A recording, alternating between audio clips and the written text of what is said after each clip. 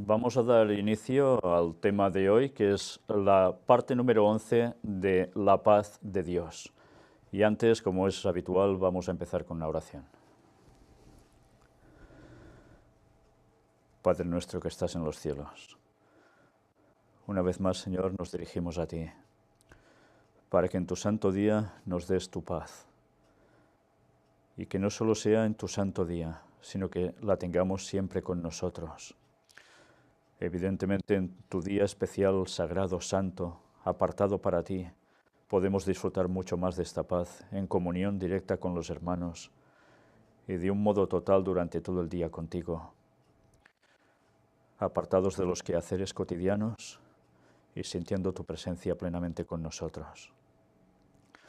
Ayúdanos, Señor, a disfrutar siempre de tu palabra, a indagar en ella a fondo. Y te queremos pedir, Señor, que el Espíritu Santo nos vaya guiando a todo el conocimiento, a toda la verdad. Bendícenos, Señor. Cuida de tu pueblo alrededor de todo el mundo. Y ayuda a los que son tuyos y quizás aún no lo saben, a que vengan a ti.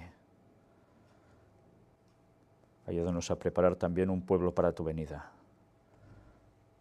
Y también en nosotros produce los cambios necesarios en nuestras vidas, para que nos conformemos a ti en todo. En el nombre de Jesús te lo pedimos todo y por el perdón de todos nuestros pecados. Amén.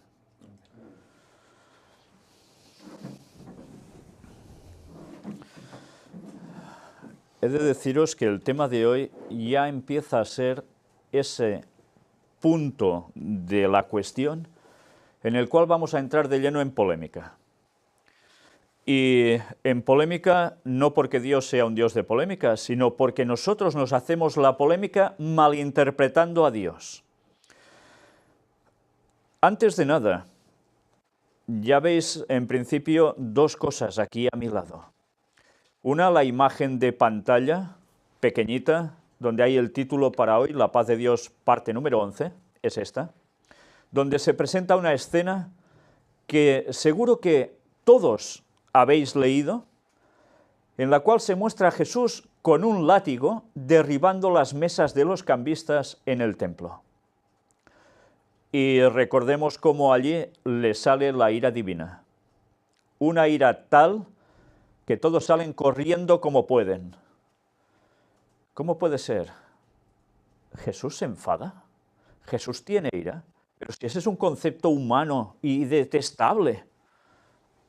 Pues las personas que piensan eso es quizás porque no han indagado un poco más en el amor de Dios, en el verdadero carácter de Dios, y quizás no han visto las primeras partes de este tema, donde tuvimos que ahondar precisamente en la palabra paz, bíblicamente, qué significa, y también, como no, aplicada a Dios. Pero también veis, me aparto un poco, una escena de una película, hemos cogido un fotograma en el cual sucede lo mismo. Pero mirad qué ponemos. Shalom, paz. Y vemos esta escena y decimos, ¿cómo puede ser? ¿Esto es paz? ¿Esto es paz de Dios? Pues hoy deberemos ver algo al respecto. Pero una cosa nos ha quedado clara. Hemos podido comprobar, Biblia en mano, que el Jehová o Yahvé del Antiguo Testamento es el Jesús del Nuevo Testamento. Hoy empezaremos a ver cómo hay personas que tristemente, por desgracia, se confunden en algún tema, y vaya si se confunden, diciendo que el Jehová del Antiguo Testamento no es para nada el Jesús del Nuevo Testamento, que eso es una cosa satánica, es una cosa manipulada. Pero Jesús no era ese Jehová que hacía matar a niños y tantas cosas más. Y deciden, curiosamente, por su cuenta y riesgo, que todo ese Antiguo Testamento está manipulado. Y, por tanto, Jesús enseña todo lo contrario. Si te dan una bofetada, pon la otra mejilla, etcétera, etcétera. Por tanto, no puede ser el mismo. Y deciden, por su cuenta y riesgo, una vez más, que todo eso no es cierto. Entonces les queda solo una imagen de Jesús que se registra en los evangelios, de una gran muestra de bondad. ¿Qué hacía Jesús? ¿Lo recordáis? Cuando alguien habla de Jesús, lo primero que le viene a la cabeza, ¿qué es? Grandes enseñanzas de bondad, ¿no? Pero además, ¿qué más? ¿Qué hacía Jesús? Sanaba, hacía milagros en favor de alguien, ¿verdad? O de muchos. Y ese es el concepto que nos ha quedado de Jesús. Para algunos un poco rebelde, dicen, contra los momentos de su época, las circunstancias, quienes mandaban, pero con una bondad increíble. Nadie duda de eso, ¿verdad? Pues hoy vamos a ver algo, que parece ser que la gente, cuando lee el relato de Jesús, son ciegos a unas grandes porciones de esa palabra registrada en los evangelios. Pero ciegos absolutos. Lo peor, que es por voluntad propia. ¿Sabéis? A todas esas personas que dicen, es que el Antiguo Testamento estaba manipulado, les digo claramente desde aquí, por favor, enseñadme entonces la Biblia que debéis tener vosotros, o ese Antiguo Testamento que debéis tener vosotros, que nadie más tiene en el mundo, que resulta que demuestra que todos esos escritos están manipulados. Demostrádmelo, mostradlo públicamente. Si podéis hacer eso, me quito el sombrero ante vosotros y digo, señores, tenéis toda la razón del mundo. Pero como no lo podréis hacer, porque os vais a basar solo en vuestras puras especulaciones, tenéis un grave problema. Porque si una cosa no la podéis demostrar, ¿será que no es verdad? ¿Cómo puede ser que algunos de vosotros digáis esto? Y en cambio resulta que los judíos durante todas las épocas, los manuscritos más antiguos que se han hallado del Antiguo Testamento, resulta que siguen diciendo lo mismo que tienen nuestras Biblias. Ah, y que todas las sinagogas de todas las épocas han tenido los mismos escritos. Entonces, ¿cuándo se manipuló eso? ¿Lo manipuló el mismo Moisés a la hora de escribir? ¿Ya el Pentateuco? ¿Y después todos los que vinieron fueron manipulando también? Pues hay un grave problema, porque si resulta que los escritos más antiguos se corresponden exactamente con los más nuevos que se han hallado de los registros del Antiguo Testamento, ¿dónde encajamos esa interpretación? ¿Sabéis? Elena White dice, ¿quién tiene la autoridad, quién tiene el poder para decir qué está cambiado y qué no en el Nuevo Testamento y el Antiguo para desecharlo como me da la gana? Hay porciones concretas que han sido alteradas y eso se sabe de sobras, pero decir que toda esa cantidad de textos en el cual Yahvé aparece como un juez justo, misericordioso, sí, pero que aplica también lo que dice, eso resulta que no puede ser, ¿verdad? Pues si alguien es capaz de hacer de Dios diciendo qué parte de la palabra es buena y cuál no, pues ya se lo encontrará. Pero realmente tenéis un grave problema con Dios si pensáis eso. Lo que debemos hacer es, si nuestro criterio va por otros lados, por otras ramas tan alejadas del tronco y tan partidas, por desgracia, es ir otra vez a las fuentes, indagar y a ver si es que estamos entendiendo mal las cosas. Porque lo que debemos hacer es dejar el orgullo, dejar los prejuicios y preconceptos y centrarnos en su palabra para ver qué es la verdad. ¿No le dijo alguien a Jesús qué es la verdad? ¿Lo recordáis? Pilato. Hasta el mismo Pilato dijo qué es la verdad. ¿Y Jesús no la tenía la verdad? Pues si su palabra es verdad, la palabra es el verbo y el verbo se hizo carne, ¿quién es? El mismo Jesús. Pues no podemos ir contra Jesús, porque diciendo que el Yahvé del Antiguo Testamento no es el Jesús, cuando él mismo lo dijo y lo hemos demostrado, está yendo contra el mismo Señor. Por tanto, ¿quiere la salvación? No, no la quiere. Bueno, pues quiero recordaros algo. Malaquías capítulo 3, versículo 6. No aparece en vuestras pantallas. Por tanto, si queréis, abrid vuestras Biblias y vamos a buscar este texto. Malaquías, el último libro del Antiguo Testamento, precisamente. 400 años antes de Cristo. Y aparece en el capítulo 3, versículo 6, lo siguiente. Porque yo Jehová no cambio. Por esto, hijos de Jacob, no habéis sido consumidos. Ahora, sabiendo que el Jehová es el Jesús del Nuevo Testamento, pongamos cambiando un nombre por otro, que en el fondo es el mismo, pero para que lo tengamos claro, porque yo Jesús no cambio. ¿Verdad que sería esta también una traducción acertada? Por supuesto. Por esto, hijos de Jacob, no habéis sido consumidos. Porque Él no cambia, porque ha hecho un trato, porque da la salvación, y tiene misericordia y aguanta y aguanta. ¿Y por qué aguantaba tanto Jehová? ¿Por qué aguantaba tanto a su pueblo si eran rebeldes continuamente? Pues porque de allí debía aparecer alguien, ¿no? Él mismo preservó a su pueblo, a pesar de lo que hacían muchos, buscándose un remanente siempre, para que al final de allí surgiera Él mismo naciendo de una virgen. Si no entendemos todo eso, malinterpretamos todos los conceptos sobre el mismo Jesús. Recordemos, Jehová no cambia, Yahvé no cambia, Jesús no cambia. Y si no cambia Jesús, entonces lo del Antiguo Testamento que está escrito y documentado tan bien, ¿qué debemos hacer con eso? Pues hoy nos vamos a llevar una sorpresa, porque vamos a coger los textos bíblicos solo del libro de Mateo, en los cuales muchos se van a quedar con una cara a cuadros. Porque hablamos mucho siempre desde el amor, ¿verdad? Jesús desde el amor. Y a veces ignoramos o queremos ignorar que el amor también es misericordia, sí, pero también es justicia.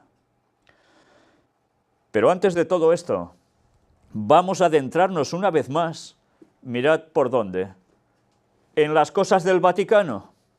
Sí, diréis, ¿qué tiene que ver? Pues lo de siempre, porque es una tras otra en las cuales la paz está siendo divulgada por ellos bajo sus conceptos, y vais a ver qué conceptos vamos a ver hoy, tan impresionantes.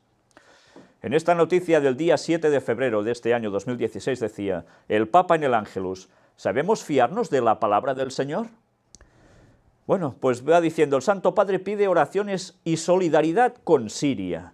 Con ocasión de la jornada de oración y reflexión como la trata de personas, pide vencer este crimen e intolerable vergüenza. Qué palabras tan bellas, ¿eh? Tan justas, tan solidarias. Pues mirad qué aparece aquí. Paz, para variar. ¿Por qué? Porque esperan un futuro de reconciliación y paz en ese país golpeado.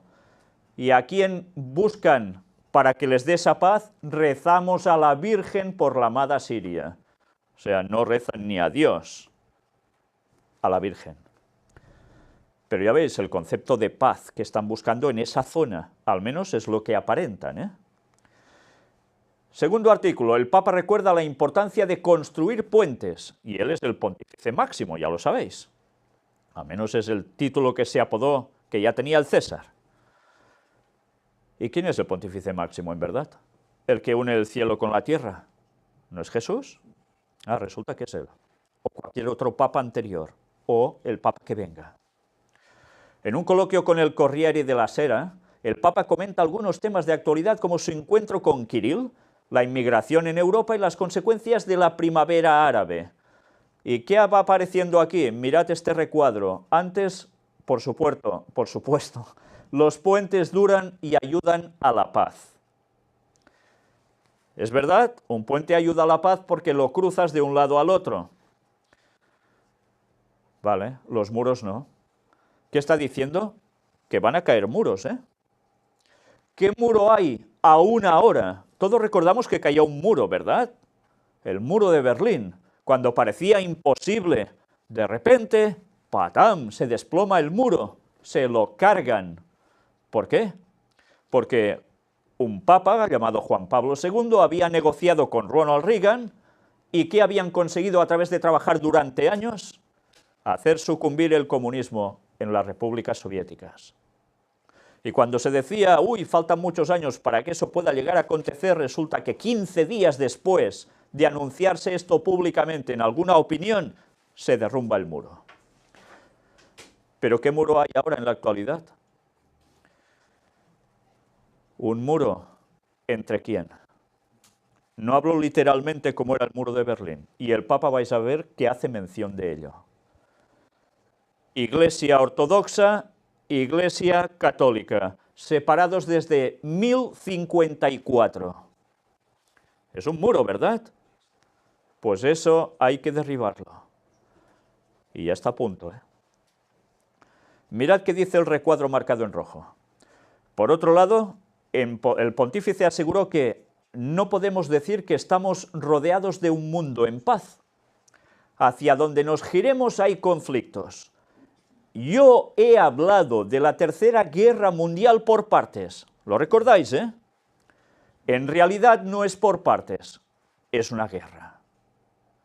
Por tanto, ¿qué está diciendo? Que estamos ya en Tercera Guerra Mundial. ¿Por fases? Sí, es por fases, pero es una guerra mundial. Y eso aún hay personas que no lo han entendido.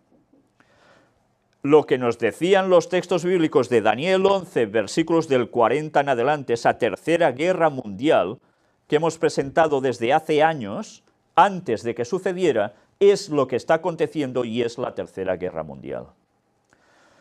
Y el Papa mismo lo está diciendo. Y preguntó, ¿cómo se hacen las guerras?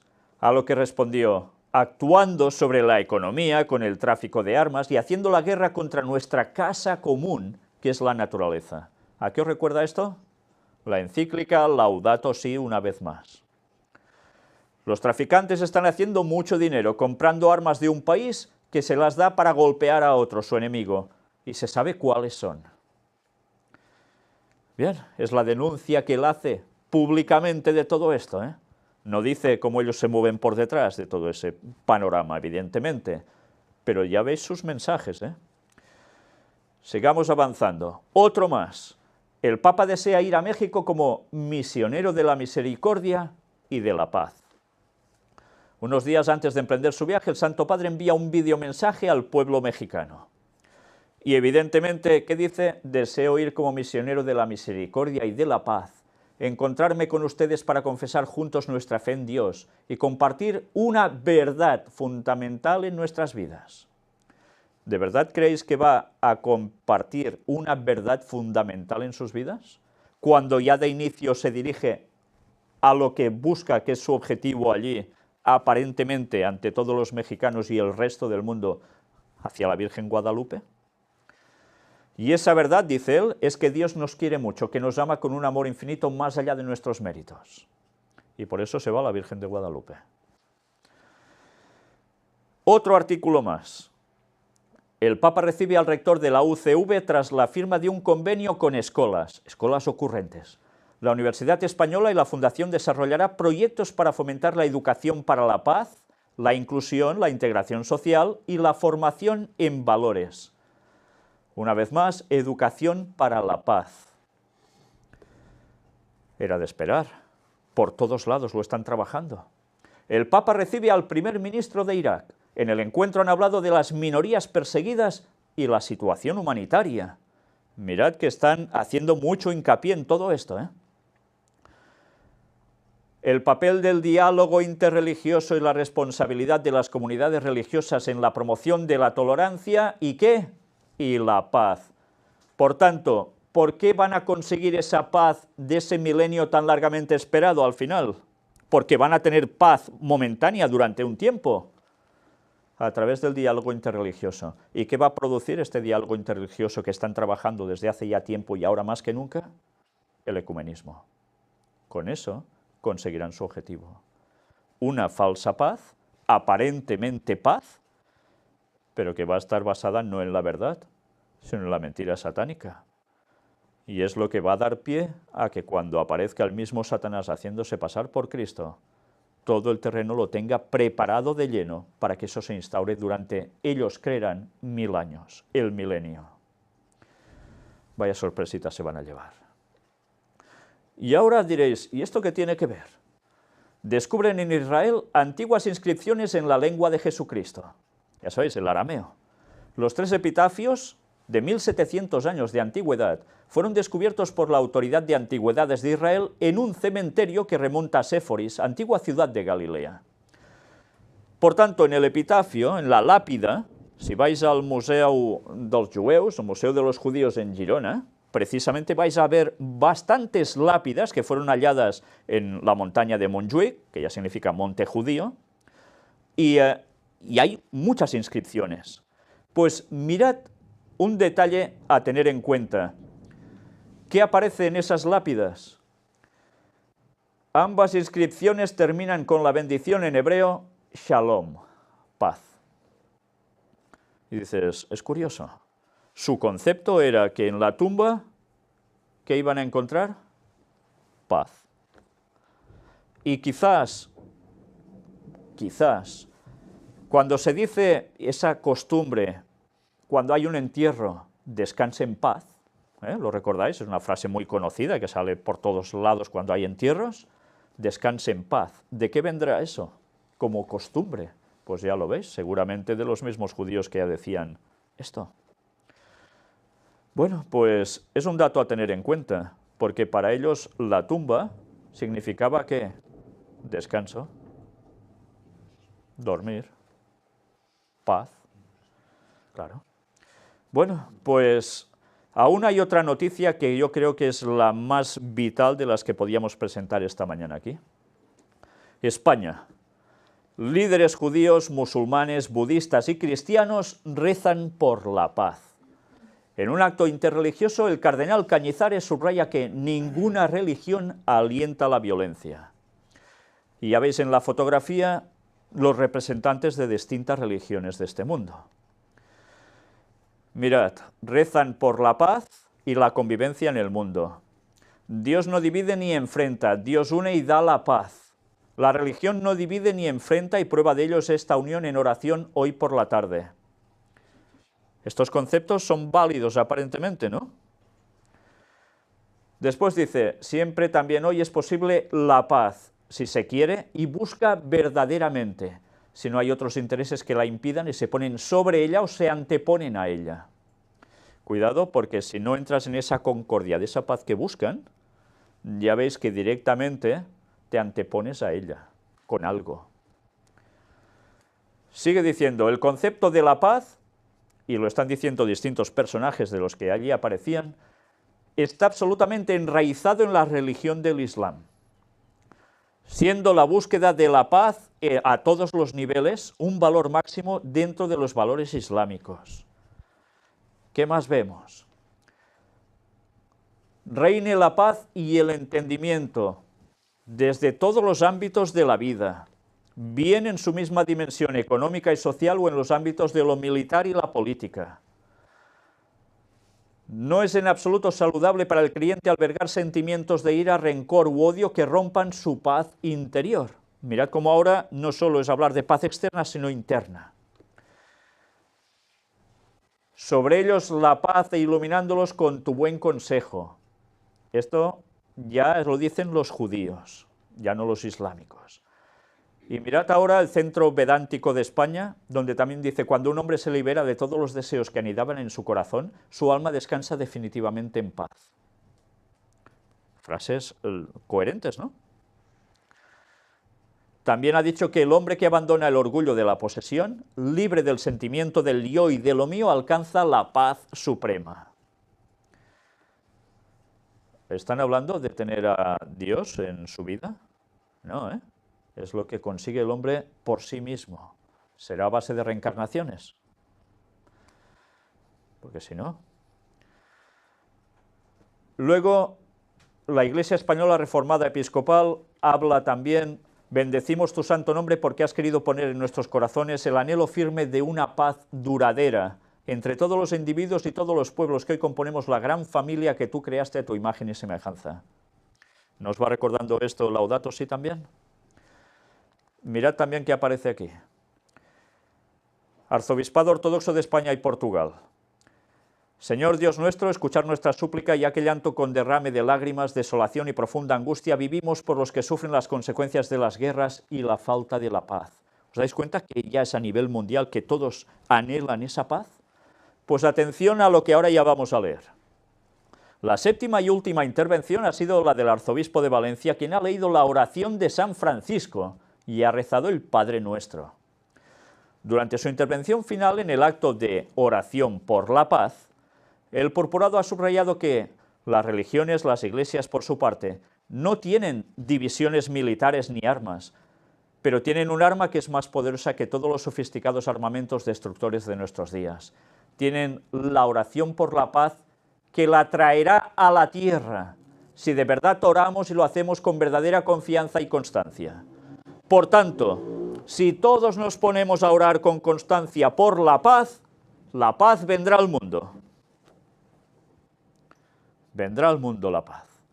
¿Quién va a ser el que vendrá a traer esa paz en concreto? El mismo Satanás haciéndose pasar por Jesús. Por tanto, ecumenismo, ¿para qué? Para que todos caigan en la trampa de Satanás pasándose por Cristo. Todo el mundo va a caer. Por tanto, ¿tú qué tienes que hacer? Para estar bien con todos esos conceptos, tienes que orar por la paz con ellos. Si no, es que ya no quieres la paz. Tú ya empiezas a ser algo subversivo. Mirad cómo continúa. La oración, resistente como el acero cuando se templa bien al fuego del sacrificio y del perdón, hecha con fe y absoluta confianza y con todo el corazón, es la sola arma eficaz para penetrar hasta el corazón, que es donde nacen los sentimientos y las pasiones de los hombres. Eficaz para acabar con la guerra, para que se implante la paz y se destierre de manera definitiva la violencia, el odio, la injusticia, añadido. El cardenal Cañizares ha destacado que para alcanzar la paz, además, se debe educar para la paz. ¿Entendéis lo de escuelas ocurrentes, no? Y esto es más urgente que nunca. Y atención ahora a esta frase.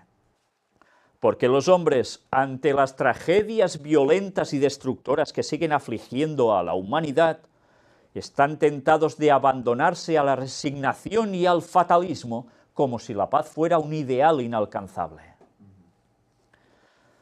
Por tanto, si tú dices, esa paz no va a existir, resulta que tú eres un fatalista. Sí, por tanto, si tú profetizas lo que dice la palabra de Dios, resulta que eres un fatalista. Por tanto, no se podrá conseguir la paz, ¿por quién?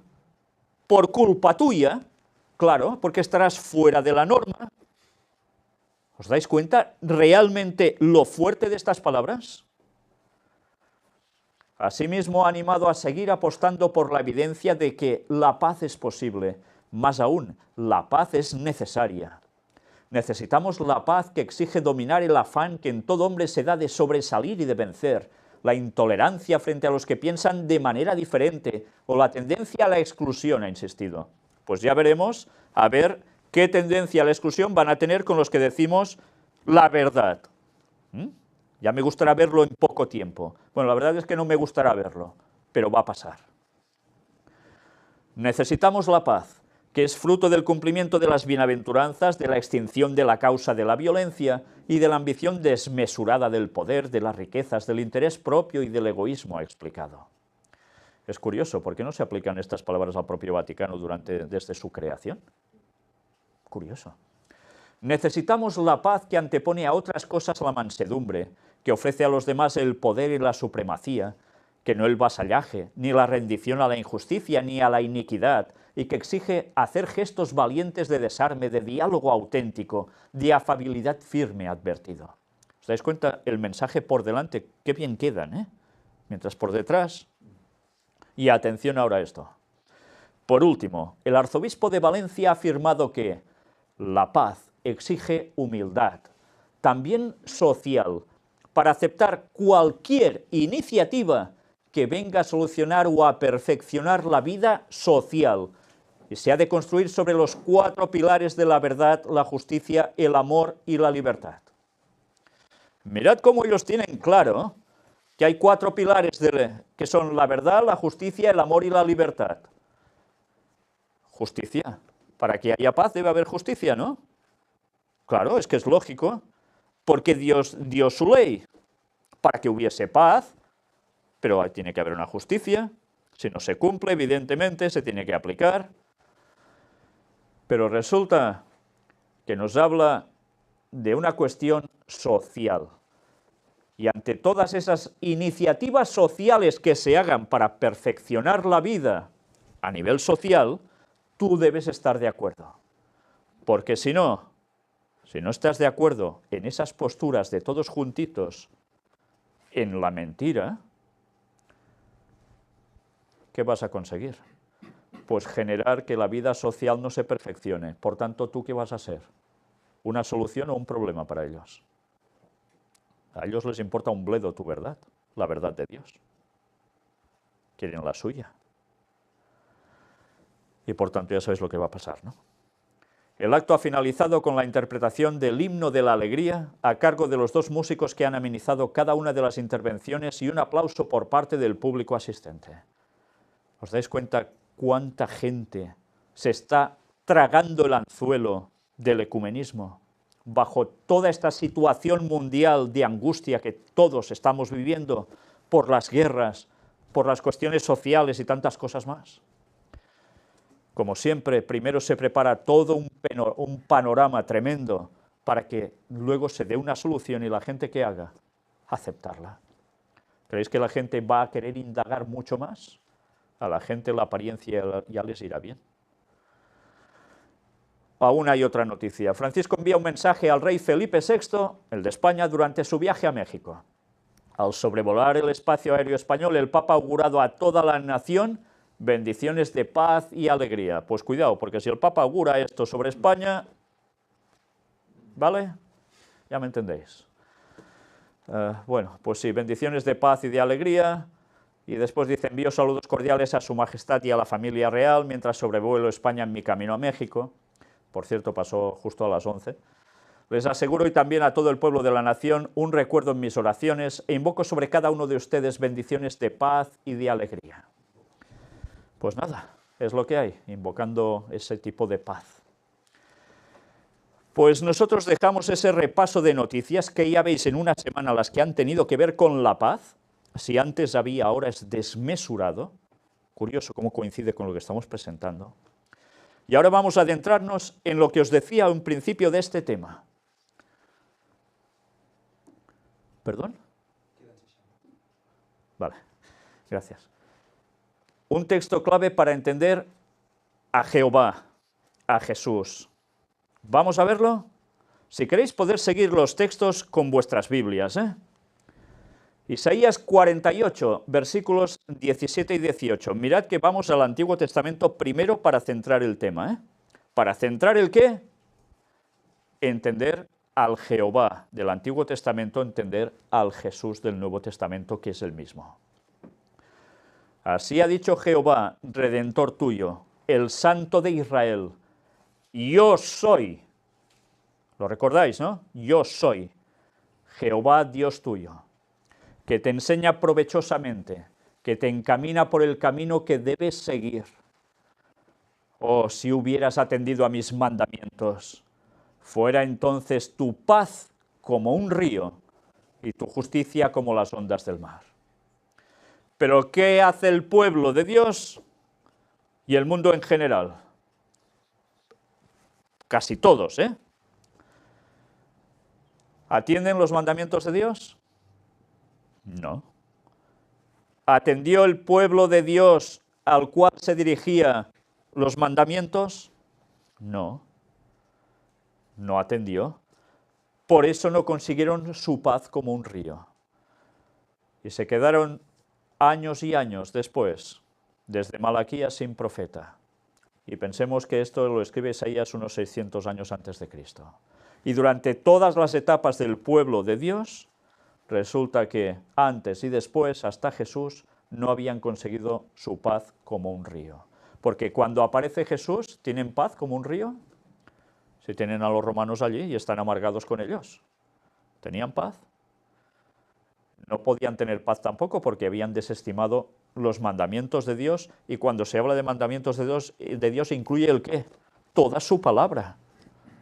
Ignoraban un montón de cosas y además las torcían. Y eso es lo peor. Pues bien, por tanto, entendemos que Jehová, Jesús son el mismo, el yo soy, y que si atendemos a sus mandamientos, tendremos paz como un río. Pero si nos da la gana de saltarnos alguno de esos mandamientos, porque por nuestros prejuicios, preconceptos y no sé cuántas tonterías más, nos va bien desestimar alguno de ellos, no vamos a tener esa paz como un río, por más que la busquemos. Bueno, pues ahora empezarán a venir las sorpresas para muchos. Palabras de Juan el Bautista. Todos sabéis que Juan el Bautista era el precursor de la venida, de la primera venida de Jesús, del Mesías, y era el primo de Jesús. Cuando hablamos de Juan el Bautista, ¿qué imagen nos viene enseguida a la cabeza? El bautismo, ¿no? El diálogo que tiene con Jesús, lo bautiza. ¿Es todo lo que tenemos sobre Juan el Bautista? Juan el Bautista empieza a lanzar pétalos de rosa hacia los fariseos y hacia los demás. Eso sería paz, ¿no? Bajo los conceptos que nos están vendiendo, eso sería paz. Ira venidera. ¿Cómo? ¿Juan Bautista, ira venidera? Mateo 3:7. Al ver él que muchos de los fariseos y de los saduceos venían a su bautismo, les decía: generación de víboras, ¿quién os enseñó a huir de la ira venidera? Bueno, vaya mensajito les dejaba, ¿no? ¿Veis aquí que les tire los petalitos para que vayan andando mientras se acercan a él para ser bautizados? ¿Les está acusando de lo que realmente eran? ¿Les está juzgando acaso?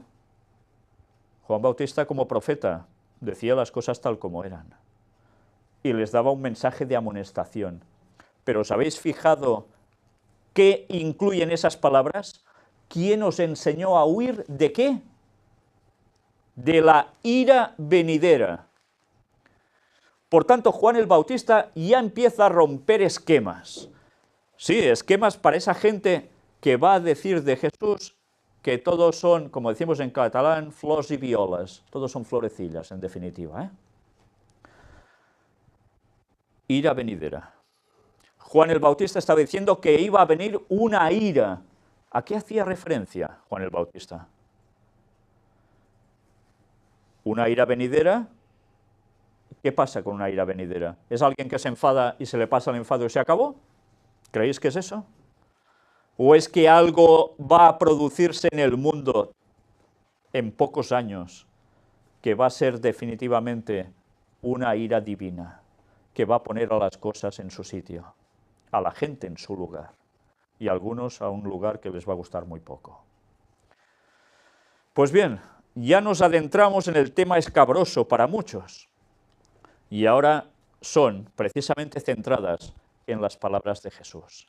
Y ahora sí que me gustaría que todos cogieseis vuestras Biblias mientras vais siguiendo el texto, porque, oh, qué cosas. Resulta que en las palabras de Jesús hay 45 veces registradas en Mateo, solo en el Evangelio de Mateo, connotaciones que tienen que ver, y dichas por Jesús, sobre juicio, infierno, recompensa y justicia. ¿Qué cosas? Pero Jesús no iba sanando, no iba diciendo bondades, y empieza a hablar de juicio, infierno, recompensa, justicia. Pero no se va a salvar todo el mundo, dicen muchos. Pues si Dios es tan bueno, solo algunos quizás puede pasar algo raro. ¿Sí? Pues estad atentos a cada versículo de los que vamos a leer, porque ya os digo que son 45 textos impresionantes, que cuando hacéis la comparativa con el resto de cosas, yo no sé exactamente la proporción de las que hizo y dijo Jesús, cuando veis todos esos 45 textos, decís, pues son muchos, muchísimos, de todas las palabras que Jesús pronunció o hizo en actos también y quedaron registrados. Y cuando una cosa son 45 veces, 4 más 5 son 9. ¿Y sabéis qué significa eso? Juicio. Juicio. Pues vamos a comprobarlo.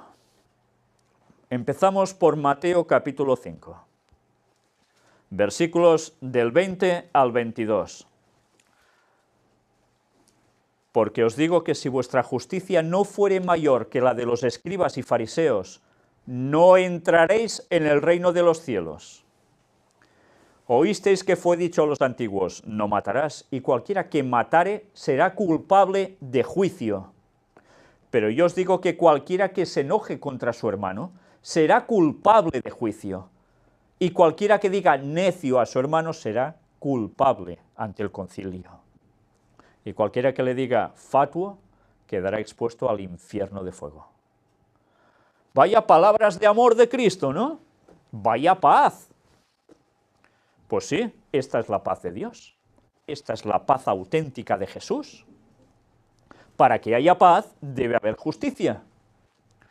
Ahora imaginaos que desciende Cristo, instaura su reino aquí en la tierra, como algunos creen que va a pasar, así de buenas a primeras, y mira, unos hacen cosas malas, otros no sé qué, y sigue habiendo paz absoluta.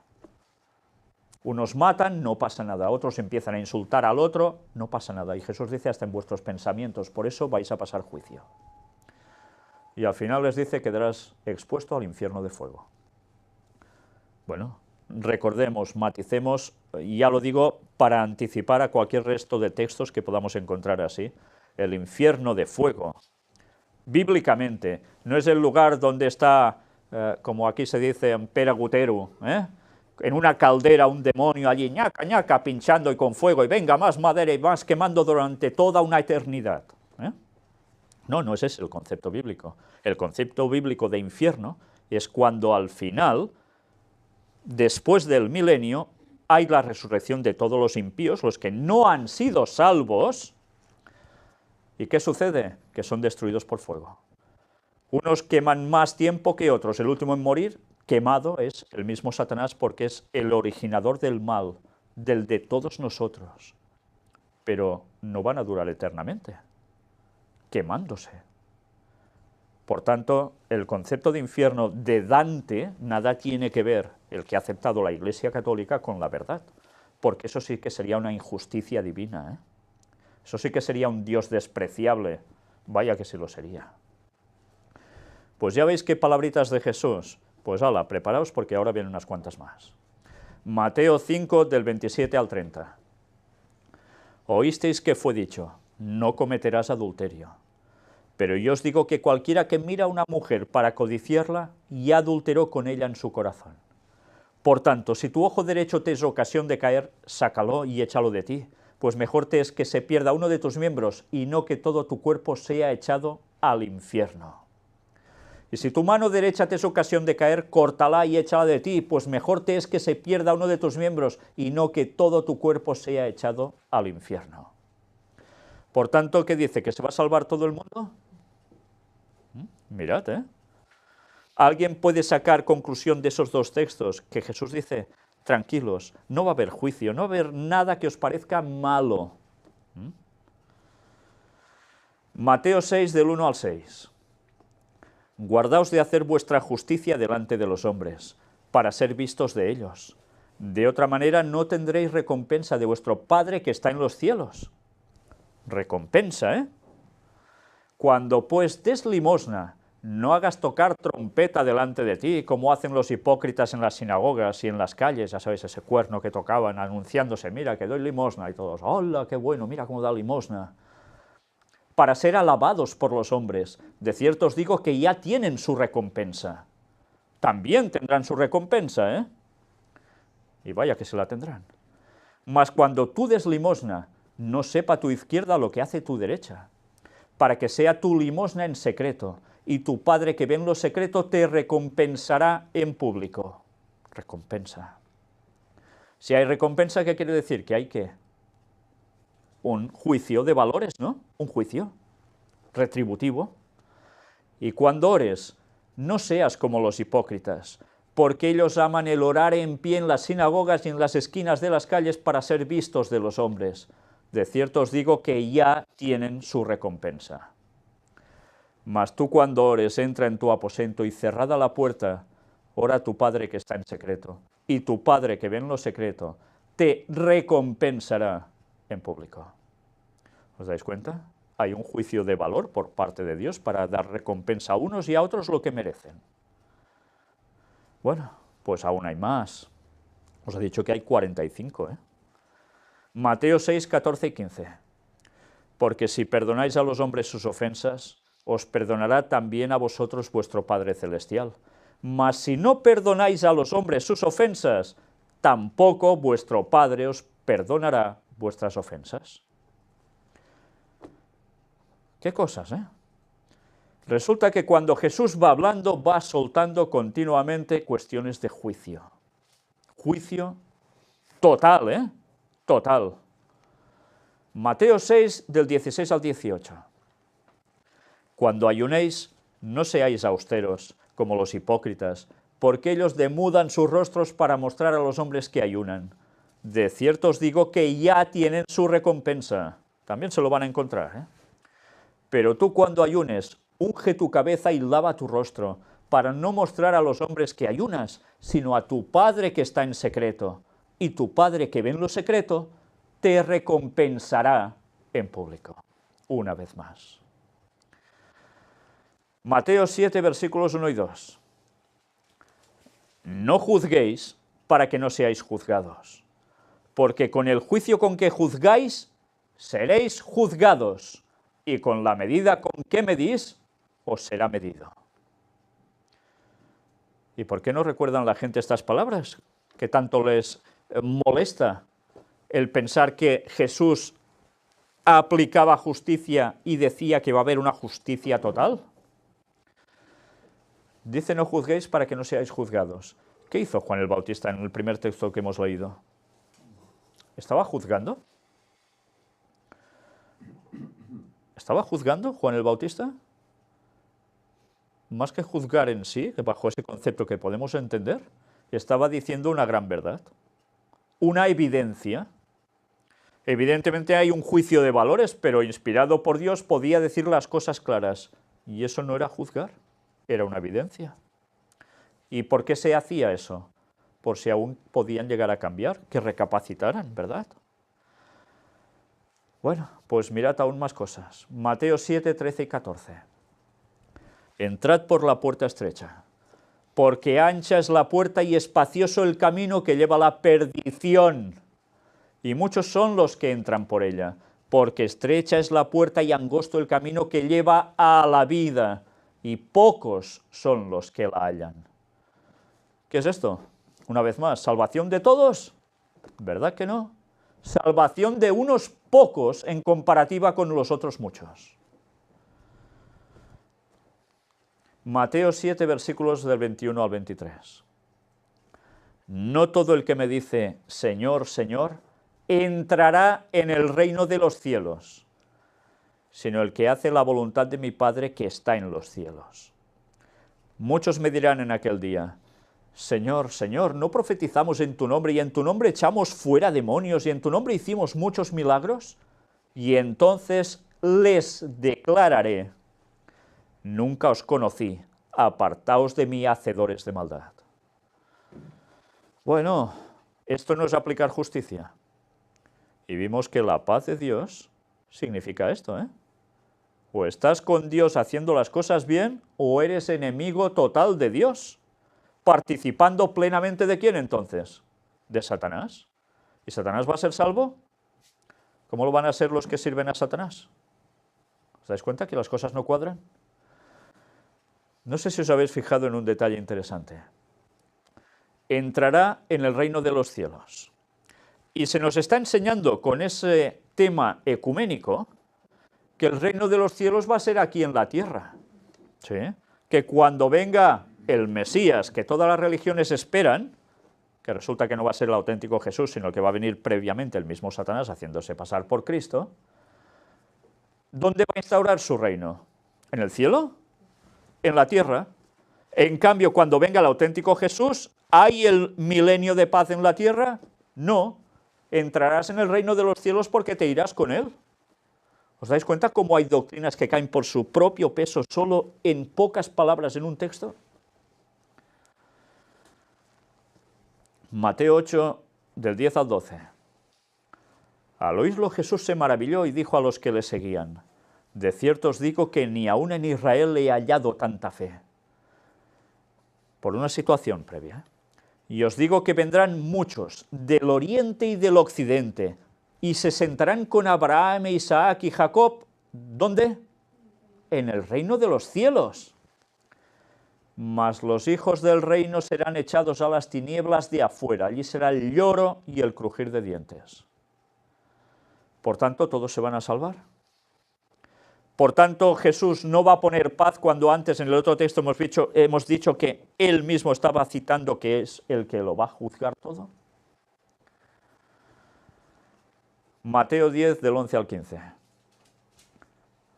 Mas en cualquier ciudad o aldea donde entréis, informaos quién en ella sea digno y posad allí hasta que salgáis. Y al entrar en la casa, saludadla. Y si la casa fuere digna, vuestra paz vendrá sobre ella, mas si no fuere digna, vuestra paz se volverá a vosotros. Y si alguno no os recibiere, ni oyere vuestras palabras, salid de aquella casa o ciudad y sacudid el polvo de vuestros pies. De cierto os digo que en el día del juicio será más tolerable el castigo para la tierra de Sodoma y de Gomorra que para aquella ciudad. ¿Y cómo terminaron Sodoma y Gomorra? ¿Cantando por soleares? Fulminados. Fulminados. Y dice que en el día del juicio, porque habrá día del juicio, aún tendrá más benevolencia sobre Sodoma y Gomorra, los habitantes de allí, que para los de esa ciudad, que no han querido aceptar la verdad en Jesús. Resulta que no habrá un día del juicio. Dios es malo si hace juicio, ¿verdad? Vaya conceptos. Y ahora pasamos al otro extremo cuando hay hasta pastores adventistas. ¿Te acuerdas, Josep? Que Dios no castiga, ni castigará. Vaya vergüenza de pastores. Deberían coger sus credenciales y quemarlas. Irse a trabajar de cualquier cosa si los quieren en algún sitio, porque como pastores son una desgracia para el pueblo de Dios y para el resto del mundo, porque en vez de advertirles de lo que viene, no, todo es romántico. Quieren un Jesús romántico, no quieren un Jesús auténtico, verdadero amor, no serie televisiva. Mateo 10, 21 y 22. El hermano entregará la muerte al hermano y el padre al hijo, y los hijos se levantarán contra los padres y los harán morir. Y seréis aborrecidos de todos por causa de mi nombre. Mas el que persevere hasta el fin, éste será salvo. Por tanto, dice que todos serán salvos los que perseveren hasta el fin. Bueno, estáis viendo palabras agradables de Jesús todo el rato, ¿verdad? ¿Son agradables? Bueno, si lo miramos fríamente, no, porque dices, ostras, se va a perder un montón de gente. Pero por el otro lado, para los que queden, ¿no van a ser agradables? Claro, ¿por qué? Porque tendrán la auténtica paz de Dios. Nadie los va a perturbar. No habrá guerras, no habrá tonterías, malas palabras, irán a por ti. Todo será paz. Incluso dentro no tendrás amarguras de nada. ¿Por qué? Porque mi paz os dejo, mi paz os doy.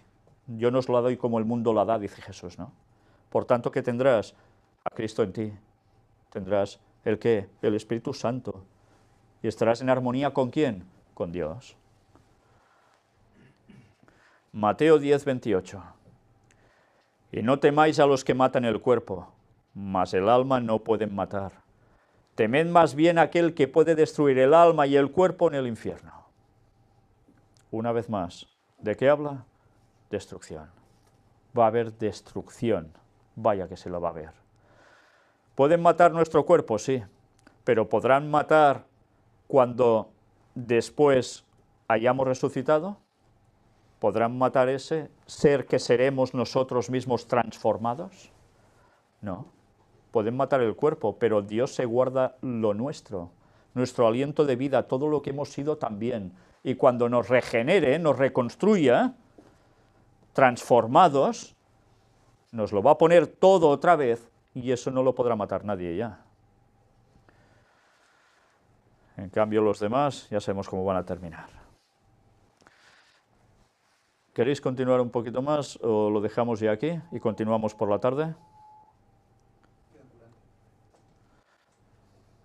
Hacemos unas pocas más y vamos a continuar después por la tarde este tema. Mateo 10, del 32 al 33 nos dice: a cualquiera pues que me confiese delante de los hombres, yo también le confesaré delante de mi Padre que está en los cielos. Y a cualquiera que me niegue delante de los hombres, yo también le negaré delante de mi Padre que está en los cielos. ¿Qué es eso? ¿No es emitir un juicio también? ¿Y qué quiere decir? Negar. ¿Qué quiere decir negar en este caso a Dios delante de los hombres, a Jesús delante de los hombres? Negar a Jesús no quiere decir, no creo que exista y ya está, sino que es negar su palabra que es verdad, y eso incluye su ley, eso incluye su carácter, y cuando hablamos de su carácter incluye su auténtica paz, no los conceptos que nos están vendiendo, ¿eh? Pues ya lo sabéis, ¿qué se van a encontrar? Estas personas que están hablando tanto de paz, que se llenan la boca de paz, pero que nada tiene que ver con la auténtica paz de Dios. Mateo 10, 37 al 39. El que ama padre o madre más que a mí, no es digno de mí. El que ama a hijo o hija más que a mí, no es digno de mí. Y el que no toma su cruz y sigue en pos de mí, no es digno de mí. El que halla su vida, la perderá. Y el que pierde su vida por causa de mí, la hallará. ¿Está hablando de qué tipo de vida? ¿La vida en esta tierra y ya está? ¿Solo? Habla de después, cuando dé su recompensa definitiva en el día del juicio. Pero ¿os habéis dado cuenta de lo que dice Jesús aquí? El que ama más a cualquier otro de la familia y por él o ella no sigue a Jesús plenamente, ¿qué va a conseguir? Sí, pasará unos años aquí, pero ¿después qué? Va a perder la eternidad. Por amor a tal persona, para no tener problemas, yo no me convierto. ¿Y después qué? Estás negando a Cristo. Estás negando a Cristo. Como consecuencia, ¿qué vas a conseguir? ¿La vida eterna o la perdición eterna? Mateo 11, 6. Y bienaventurado es el que no halle tropiezo en mí. Claro, porque si hallas tropiezo en Cristo, ¿qué sucede? Ya estás, ¿eh? Estás listo. Listo y no para bien, precisamente. Pero es que, claro, una vez más, cuando hablamos de Jesús solo buscamos esos textos que todo parece tanta bondad, ¿eh? Y lo otro, que es justicia, de lo que no se quiere tratar porque se elude tantas veces, ¿qué? Esos son los que hallan tropiezo en él. Porque leen estos textos y les molestan, tropiezan con ellos. Claro, no se adaptan al camino, no. Dicen, este camino no va conmigo, es angosto. ¿Y qué hacen? Me voy por la puerta ancha, que hay un pedazo camino aquí que entra un trolebús, claro. Y al final resulta que ese camino se corta de cuajo y te vas a Dios muy buenas. Mateo 11, del 20 al 24. Entonces comenzó a reconvenir a las ciudades en las cuales había hecho muchos de sus milagros, porque no se habían arrepentido, diciendo, ¿os dais cuenta? Había hecho muchos milagros, y cuando hace milagros, además, ¿qué hace Jesús? Enseña, ¿no? Dice las verdades para que las sigan, para que lo sigan a él, pero hace milagros porque no se habían arrepentido. O sea, les hace los milagros y tampoco muchos se arrepienten, ¿eh? No creáis que todos ya empezaron a creer porque sí. ¿Y qué dice en consecuencia Jesús? ¡Ay de ti, Corazín! ¡Ay de ti, Betsaida! Porque si en Tiro y en Sidón se hubieran hecho los milagros que han sido hechos en vosotros, tiempo ha que se hubieran arrepentido en cilicio y en ceniza. Por tanto os digo que en el día del juicio será más tolerable el castigo para Tiro y para Sidón que para vosotras. Estaba hablando de quién, comparativa. Tiro y Sidón, ¿qué eran? ¿Pueblos de dónde?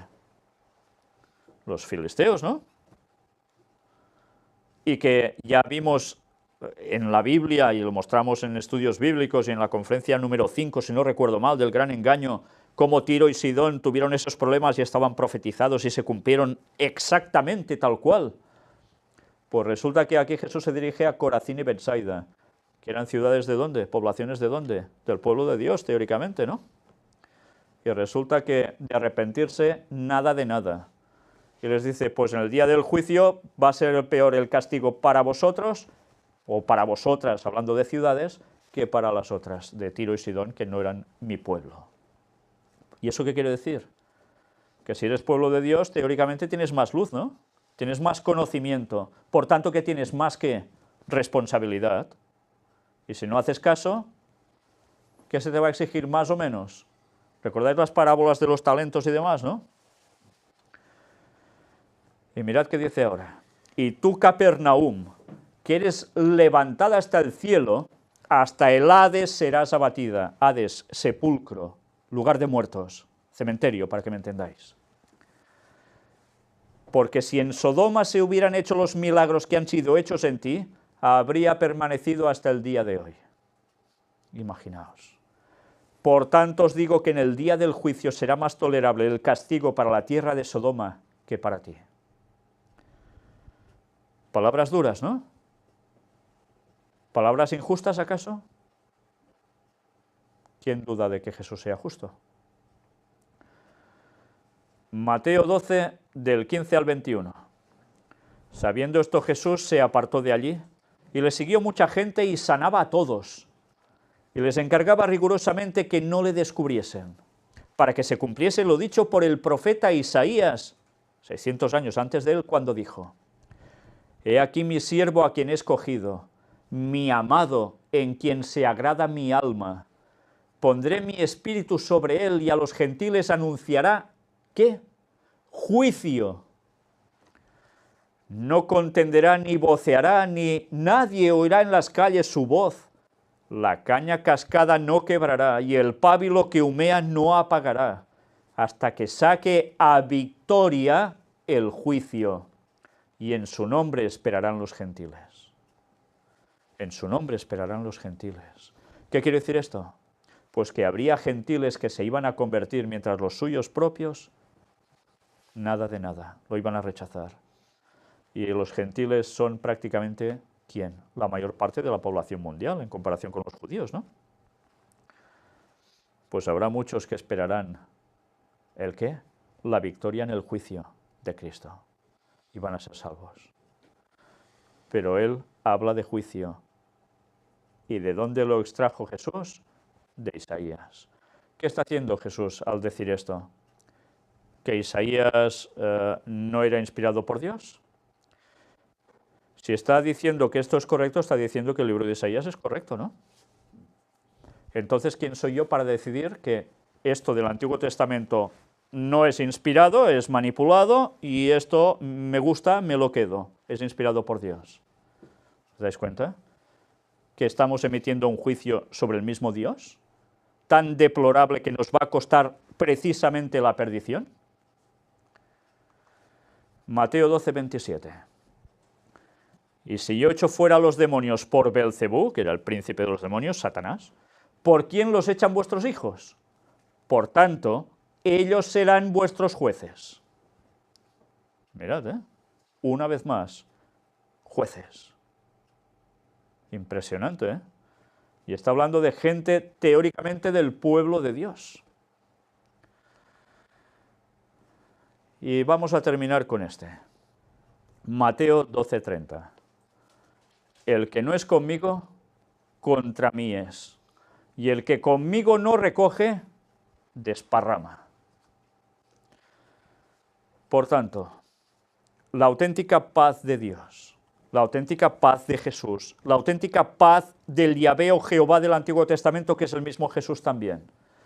Si no estás con Él, ¿qué? ¿Cómo estás con Él? En contra. No hay vuelta de hoja. Y si no recoges con Él, ¿qué haces? Desparramarlo todo por el suelo. Desecharlo todo.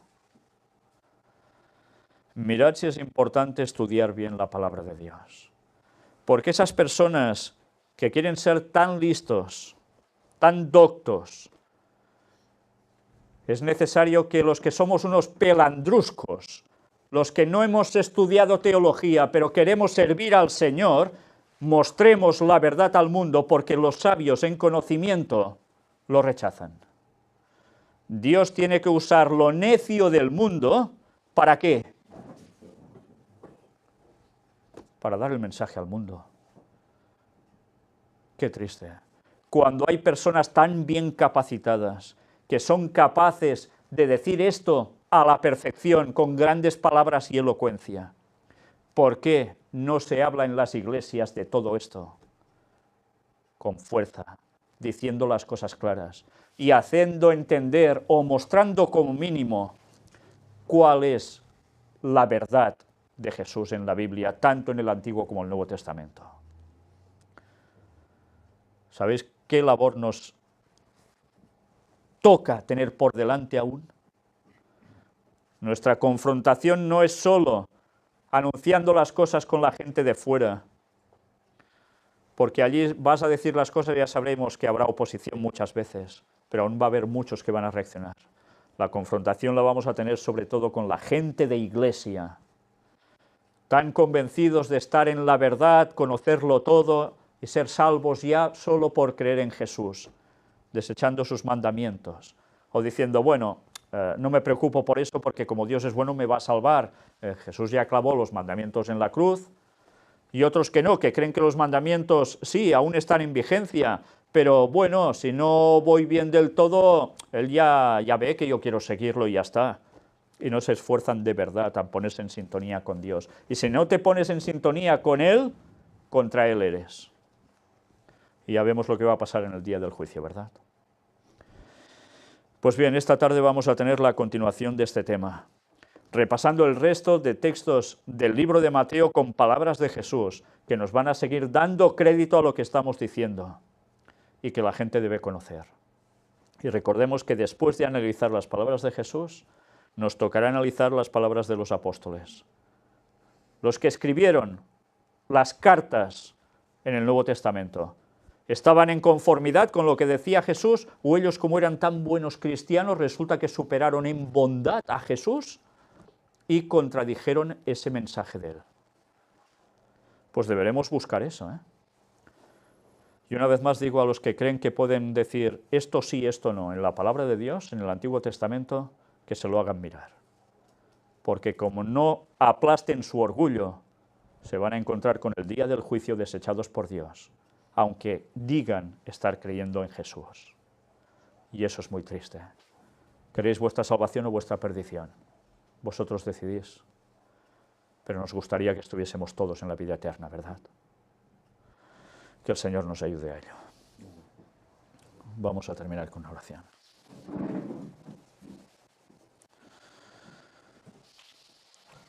Padre nuestro,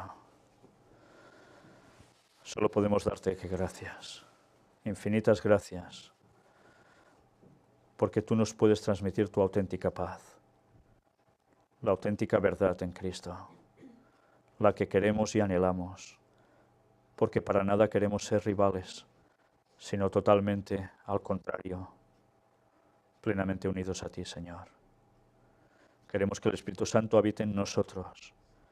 Queremos cumplir tu voluntad en todo, perfeccionarnos y poder ser de los 144.000, si es tu voluntad, que podamos estar vivos en pie cuando Cristo venga a buscarnos.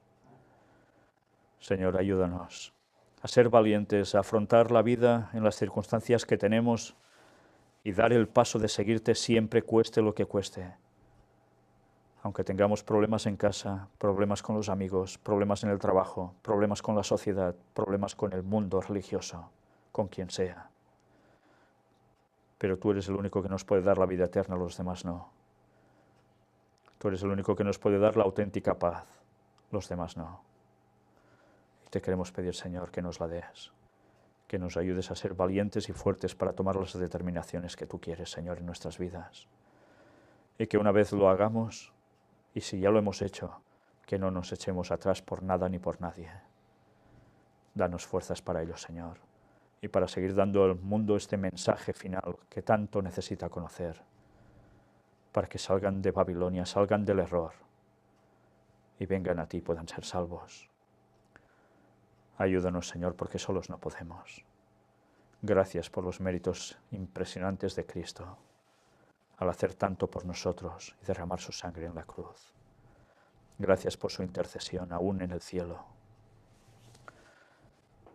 Te queremos pedir, Señor, que nuestro nombre esté apuntado en el libro de la vida para siempre y que no se borre jamás, Señor.